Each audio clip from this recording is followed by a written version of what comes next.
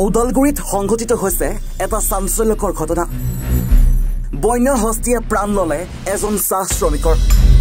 নিহত শ্ৰমিকজন বাদলাপাৰা ফাৰাৱান লাইনৰ 60 বছৰীয়া ইলিয়াছ তপনো বুলি জানিব পৰা গৈছে।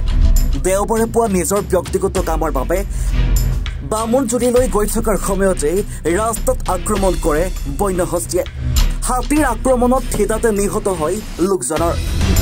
ঘটনাস্থলীত ডিমাকুচি আৰক্ষী আৰু বন বিভাগৰ লোক উপস্থিত হৈ ঘটনা পৰ্যবেক্ষণ কৰে।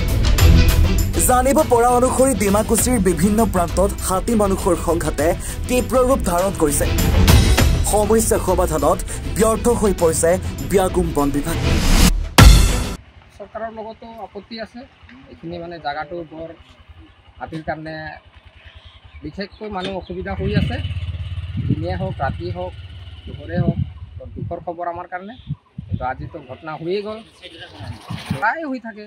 এইটো বছৰে মানে ক'ব নোৱাৰোঁ, মাহে হৈ থাকে, সপ্তাহে হৈ থাকে, এনেকুৱা হৈয়ে আছে। এইটো নিউজ বাতৰিয়ে পায়ে আছে, কৰি আছে, নিউজে বাতৰি কৰি আছে। কিন্তু যিখিনি ইফেক্টিভ হ'ব লাগে এইখিনি ভালকৈ ইফেক্টিভ হোৱা নাই। এইটো আমি চবেই জানে, এইখিনি ৰাইজৰ মানুহ। কিন্তু ৰাইজৰ মানুহ বন বিভাগৰ উপস্থিত মানে এতিয়া ক'ব গ'লে শুনামতেতো ইহঁতে ৰাতিলৈকে হাতীৰ লগতে আছিল, পিছা কৰিয়ে আছিল বুলি ক'ব লাগিব। কিন্তু এতিয়া আকস্মিক ঘটনা পুৱাতে হৈ গ'ল। এইখিনি আছিলে, কিন্তু অলপমান পলম হোৱাৰ পাছত আহি পাইছে, পুলিচো আহি পাইছে। গোটেইখিনি যিখিনি চৰকাৰীভাৱে কাম হ'ব লাগে এইখিনি হৈ আছে। বিশেষ বহুত ডাঙৰ আপত্তি আছে আৰু আমাৰ ক'ব লগা আছে যে আমাৰ এইখিনি ৰাইজৰ অতি দুখীয়া মানুহ, মানে কাম হ'লে দিন হাজিৰা কৰিহে চলিব পাৰে। দিন হাজিৰা নকৰাকৈ একদম জীৱনটো ভাববাই নোৱাৰে মানে। তো আমি ভাবোঁ দুখীয়া যিটো ঘটনা হৈ গ'ল, তেখেত পৰিয়াললৈ কিবা এটা সংস্থাপনৰ কাৰণে ব্যৱস্থা কৰি দিব লাগে।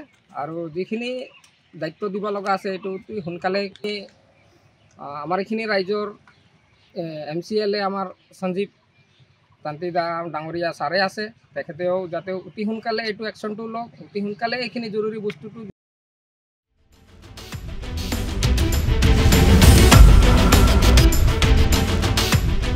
টংলাৰ পৰা চিন্ময় ডেকাৰ প্ৰতিবেদন, এনি ভাৰত 24।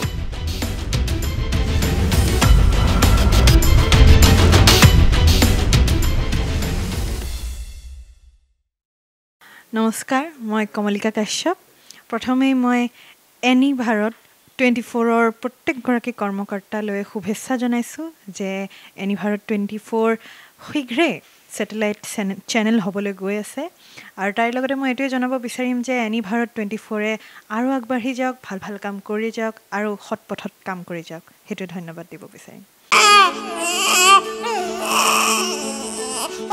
অভিনন্দন, আপোনাৰ এজনী ছোৱালী জন্ম হৈছে।